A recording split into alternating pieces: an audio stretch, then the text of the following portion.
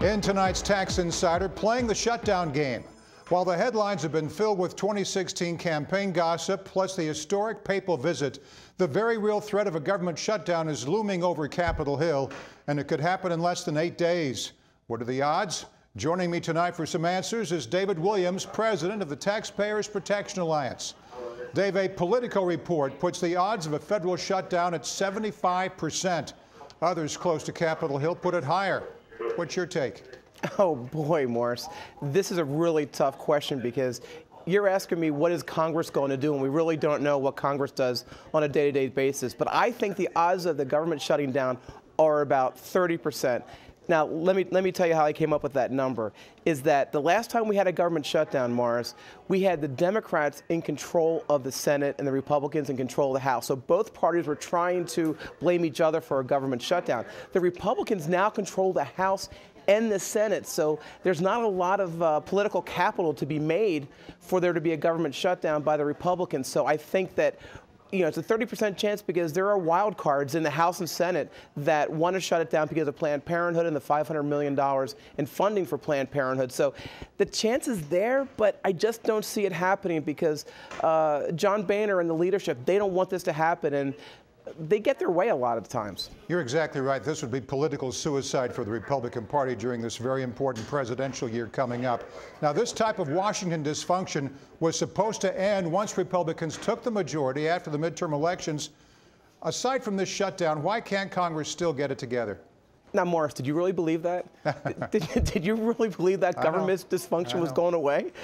No, and it's all the Republicans' fault, not necessarily, because the Democrats are holding up a lot of spending bills in the Senate. And this is Congress's fault. This is not the Pope's fault. This is not the president's fault. This is Congress's fault because they don't pass individual spending bills. They have literally all year to do this. They don't do it. So this is why they put the country in this position. That's why 8 days from now this could happen. So it's all on Congress's lap. Dave, what do shutdowns and a continuing resolution do for agency spending plans?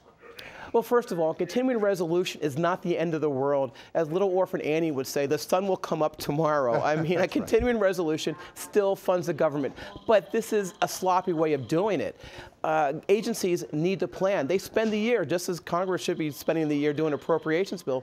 Actually, agency officials spend the year formulating their budgets and coming up with what they want to spend on different programs and projects. So this really is wasting their time if you just do a continuing resolution. But for taxpayers, it actually could save money because we don't see the increases that a lot of members of Congress want. So, cynically, since I represent taxpayers, it's not the worst thing in the world if we have a continuing resolution, but they get paid a lot of money, so they should be passing spending bills anyway. All right, let's switch gears to the presidential race. You wrote an article calling for Republican candidates to cut Pentagon spending, but many of them want to build up the military, and that means more money. What do you hope these candidates will do?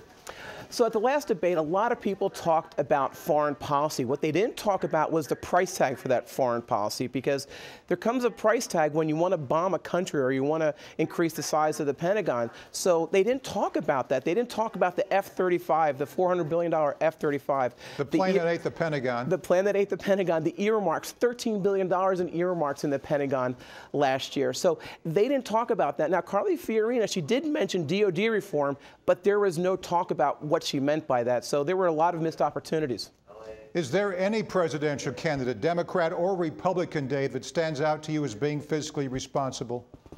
I'm going to highlight one person. That's John Kasich. He was a former member of the House, and he worked with both sides, the left and the right, when he was here in the 90s. He had the Penny Kasich plan that talked about cutting 1 penny out of every dollar the government spent, and this would have balanced the budget and really gotten rid of the debt. And he also went after corporate welfare.